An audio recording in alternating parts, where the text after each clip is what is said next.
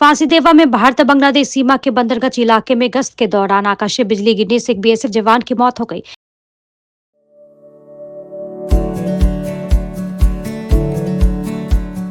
Pampered, not just a hospital, but a mother. BSF जवान दीपक कुमार बुधवार रात को बदरगंज गांव संलग्न 23 नंबर गेट पर गश्त कर रहे थे। रात को गरज और बिजली के साथ बारिश शुरू हुई। उस समय बीएसएफ जवान ड्यूटी पर थे।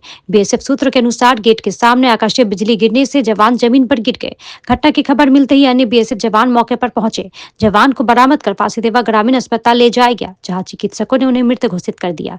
फांसीदेवा थाना की पुलिस ने घटना की जांच शुरू कर दी है। सबको पोस्टमार्टम के लिए उत्तर बंगाल मेडिकल कॉलेज एवं अस्पताल भेजा गया है।